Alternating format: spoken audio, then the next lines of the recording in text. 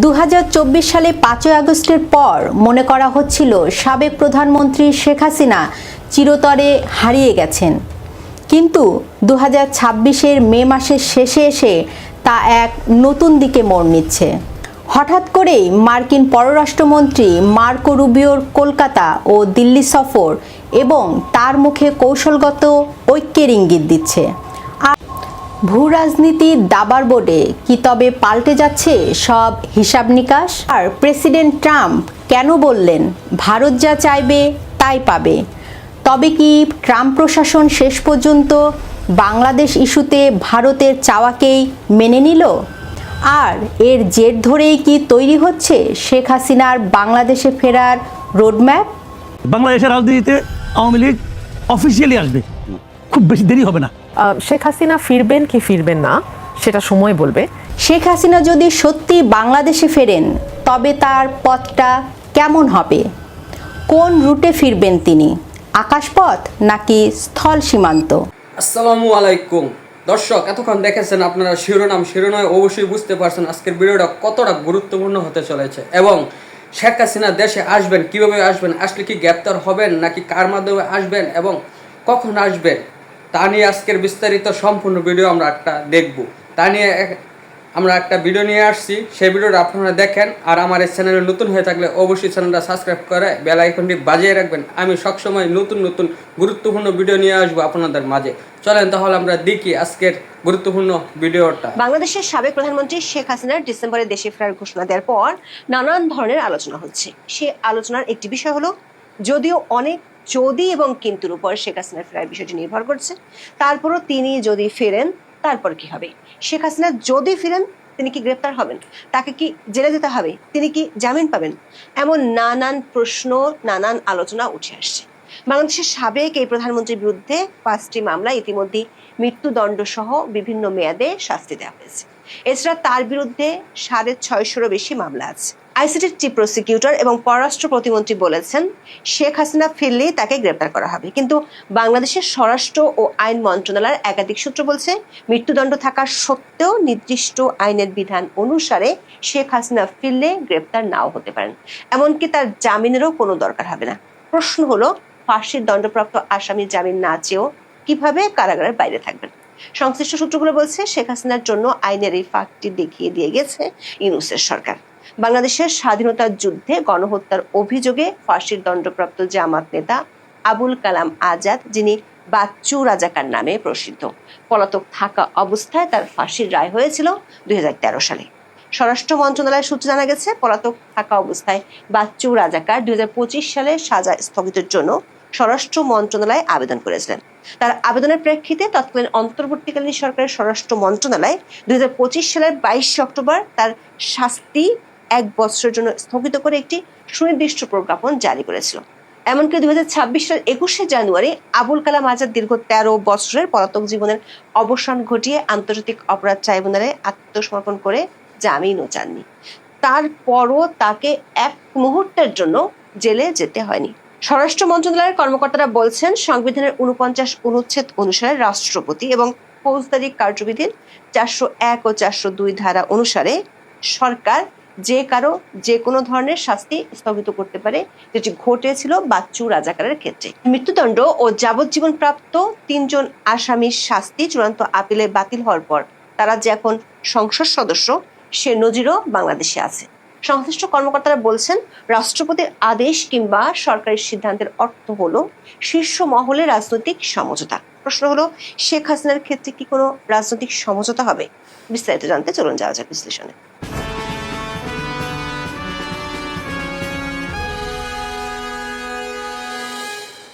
আন্তর্জাতিক বার্তা সংস্থা রয়টার্সকে বাংলাদেশের সাবেক প্রধানমন্ত্রী শেখ হাসিনা বলেছেন, তিনি ডিসেম্বরে দলের সিনিয়র নেতাদের নিয়ে বাংলাদেশে ফিরে আদালতে আত্মসমর্পণ করবেন। তার এমন বক্তব্যের পর সরকার থেকে শুরু করে রাজনৈতিক মহলে ব্যাপক শোরগোল পড়ে গেছে। আন্তর্জাতিক অপরাধ ট্রাইব্যুনালের চিফ প্রসিকিউটর আমিনুল ইসলাম 12 জুলাই বলেছিলেন, শেখ হাসিনার বিরুদ্ধে ফাঁসির দণ্ড থাকায় এবং আইনের বিধান অনুযায়ী আপিলের জন্য নির্ধারিত 30 দিন পার হয়ে যাওয়ায় তার পক্ষে নিজে নিজে ফিরে এসে আত্মসমর্পণের সুযোগ নেই। তাকে সরকার গ্রেপ্তার করবে। পররাষ্ট্র প্রতিমন্ত্রী শামা ওবায়দ বলেছেন, শেখ হাসিনা দেশে ফিরলে আত্মসমর্পণ করে জেলে যেতে হবে। 13 জুলাই পররাষ্ট্র মন্ত্রণালয়ের প্রতিমন্ত্রী সাংবাদিকদের বলেন, তিনি যদি আত্মসমর্পণ করেন তাহলে বাংলাদেশের আইন অনুযায়ী তার বিরুদ্ধে ব্যবস্থা হবে, তাকে জেলে যেতে হবে এবং সেই আইন নিজস্ব গতিতে চলবে। শেখ হাসিনা বিদেশে বাংলাদেশের কোনো কূটনৈতিক মিশনে আত্মসমর্পণ করতে পারেন কিনা সাংবাদিকদের এমন প্রশ্নের জবাবে প্রতিমন্ত্রী বলেন, কোথায় এবং কিভাবে একজন আসামি আত্মসমর্পণ করবেন সেটি তার নিজস্ব বিষয়, সেটি আমাদের ব্যাপার নয়। যেখানে আত্মসমর্পণ করুন না কেন তাকে প্রথমে জেলে যেতে হবে। একজন দণ্ডপ্রাপ্ত ব্যক্তির বিবৃতির বিষয়ে সরকারের কোনো কিছু বিবেচনা করার নেই।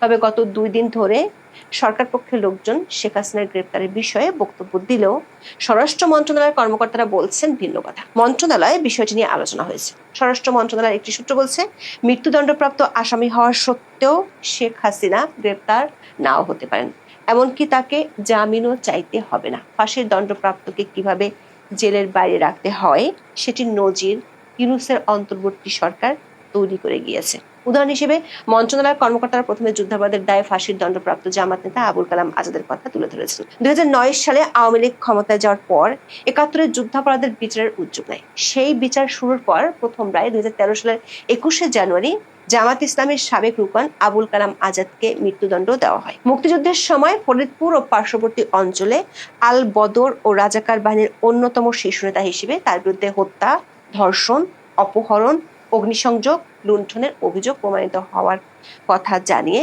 সেই রায় দেওয়া হয়েছিল। তার বিরুদ্ধে আনা 8টি অভিযোগের মধ্যে 7টিতে তিনি দোষী সাব্যস্ত হয়েছিলেন।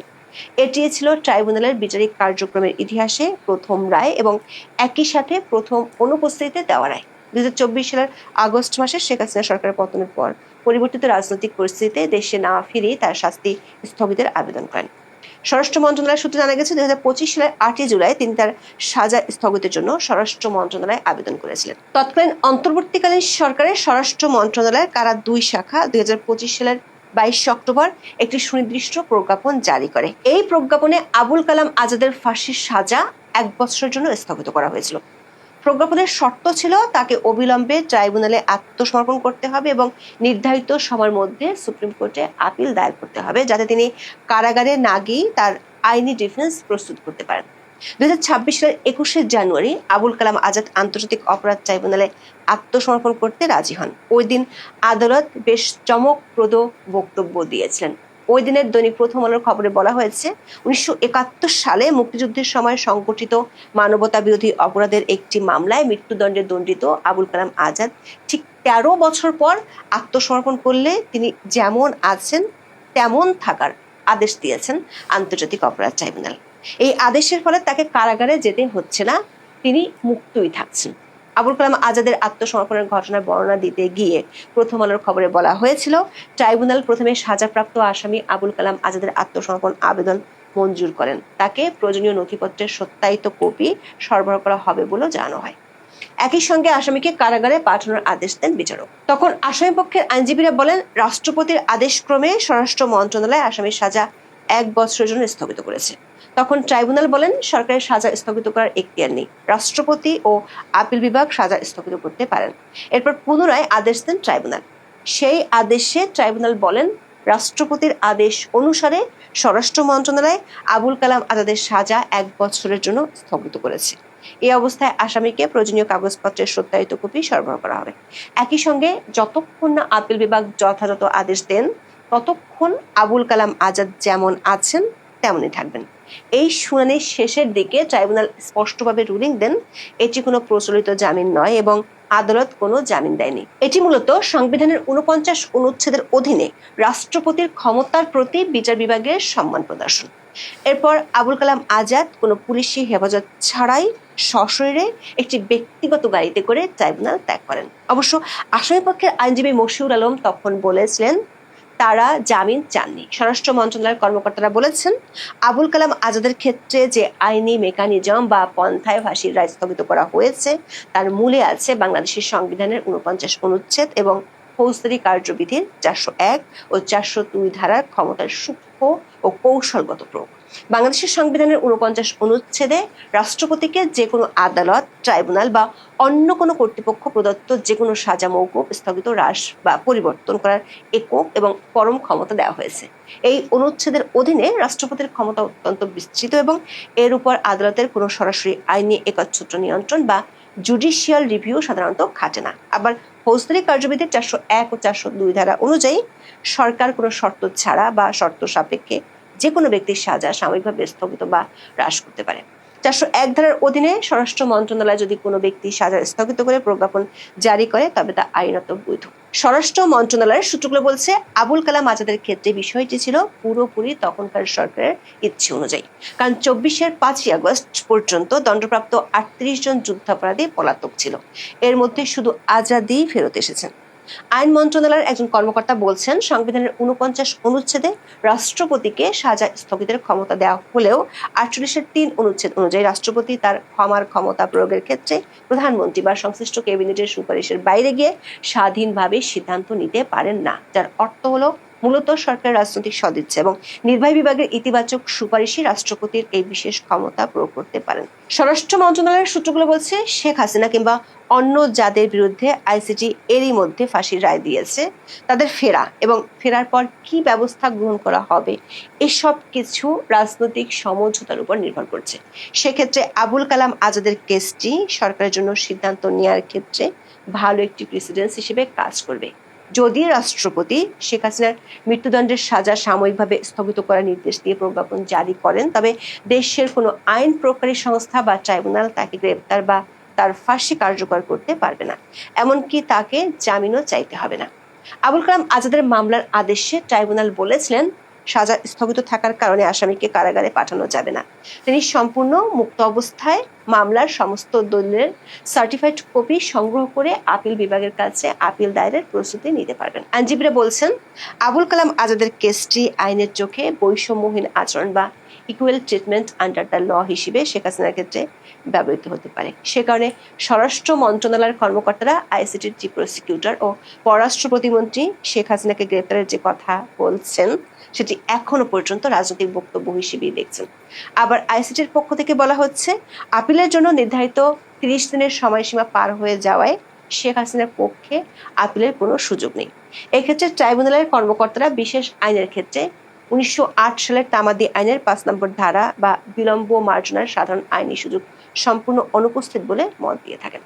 আইনজীবীরা মনে করেন এটিও পুরোপুরি ঠিক নয়। সংবিধানের 104 অনুচ্ছেদ অনুযায়ী সুপ্রিম কোর্টের আপিল বিভাগের যে কোনো মামলার সম্পূর্ণ ন্যায় বিচার বা কমপ্লিট জাস্টিস নিশ্চিত হওয়ার জন্য যে কোনো আদেশ বা নির্দেশনা দেওয়ার অসাধারণ ক্ষমতা রয়েছে। আপিল বিভাগ যদি মনে করে যে ন্যায় বিচারের স্বার্থে বিলম্ব মওকুফ করা প্রয়োজন, তবে তারা যে কোনো সময়সীমা অতিক্রম করা আপিল গ্রহণ করতে পারে। আবার যুদ্ধাপরাধের দায়ে ফাঁসির দণ্ডপ্রাপ্ত 21শে আগস্টের গ্রেনেড হামলার মতো বড় মামলায় মৃত্যুদণ্ড ও যাবজ্জীবনের আদেশ রাতারাতি 24-এর 5ই আগস্টের পর পাল্টে যেতে দেখা গেছে। 3টি ক্ষেত্রে রিভিউ আপিলে আগের রায় বাতিল হয়ে গেছে। এরকম 3 জন গত নির্বাচনে সংসদ সদস্য নির্বাচিত হয়েছেন। এই কারণে স্বরাষ্ট্র ও আইন মন্ত্রণালয়ের কর্মকর্তারা বলছেন, বিষয়টি সম্পূর্ণ রাজনৈতিক। তবে এ বিষয়ে আগের প্রেসিডেন্স বা দৃষ্টান্ত থাকায় সরকারের জন্য কাজটা অনেক সহজ হয়ে গেছে।